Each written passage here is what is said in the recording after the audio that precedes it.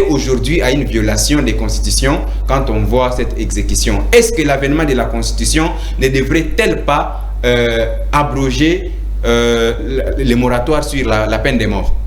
Okay, merci beaucoup, cher Jonas, pour la question.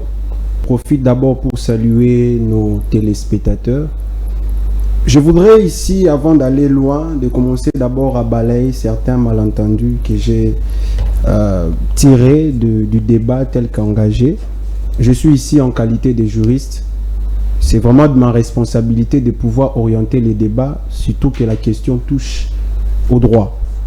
Déjà, il faut retenir que la peine de mort n'est pas une invention de Constant Moutamba, qui est le ministre de la Justice et des Gardes-Sceaux. Ici, nous sommes en droit pénal de fond.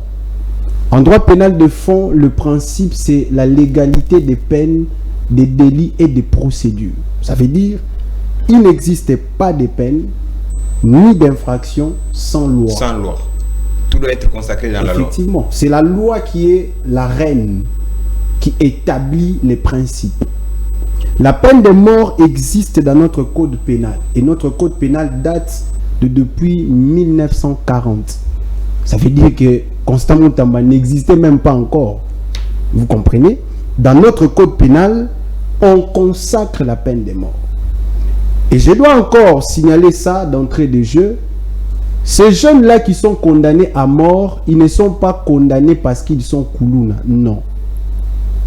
Le Koulouna n'est pas une infraction en droit positif congolais. Il n'existe pas un texte qui prévoit l'infraction de Koulouna. Ça n'existe pas. Ces jeunes qui sont déférés devant les juridictions de droit commun sont condamnés pour association des malfaiteurs. Fait prévu à l'article 157 de notre code pénal.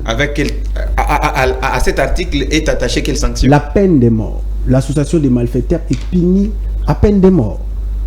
Et ceux qui sont déférés devant les juridictions militaires sont déférés pour infraction de terrorisme, qui est aussi puni à peine de mort.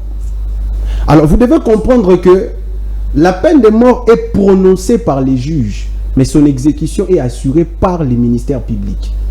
Et entre le prononcé de la condamnation et l'exécution, il y a un parcours. Ce n'est pas parce qu'on a condamné quelqu'un à mort que directement on doit l'exécuter. Non.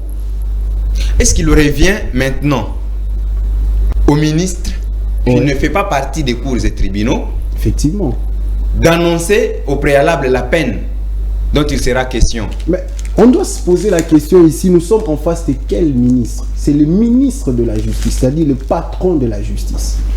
Ok? Et il est dans le pouvoir exécutif qui a pour mandat veiller à l'exécution de loi. Vous comprenez? Alors, lorsque le ministre de la Justice annonce, il n'invente pas. Il est en train de mettre en évidence ce que la loi a préalablement prévu. Alors, je dois encore signaler ça parce que ça fait et salive. La question de l'exécution, il y a des gens qui demandent où se retrouvent les preuves de l'exécution, tout ça. Je crois que ça doit être clair dans nos esprits que lorsque quelqu'un est condamné, il bénéficie des voies de recours, telles que ça a été évoqué par mon confrère. Le voie de recours, nous avons le voie de recours ordinaire que l'on peut citer l'appel, et le voie de recours extraordinaire que nous appelons la cassation. Et ces voies de recours ont des effets suspensifs. Ça veut dire qu'aussi longtemps que les délais n'est pas encore épuisé, on ne peut pas exécuter la personne. C'est jusqu'à ce qu'on arrive au terme du délai, le ministère public adresse une requête au président de la République. Et si le président de la République estime accorder la grâce à ces personnes-là, ils ne seront pas exécutés. Mais au cas où le président de la République définit les modalités de leur exécution, c'est à ce moment-là que nous passerons à l'exécution des condamnés. Et ce que j'apprécie avec l'opération Ndobo et ainsi que l'opération Zéro Koulouna, c'est différent des autres opérations que nous avons connues, telles que l'opération du Kofi, ainsi de suite. Là, on exécutait les gens sans pour autant assurer leur droit de défense. On t'arrête, tu es Koulouna et du coup on tire sur toi.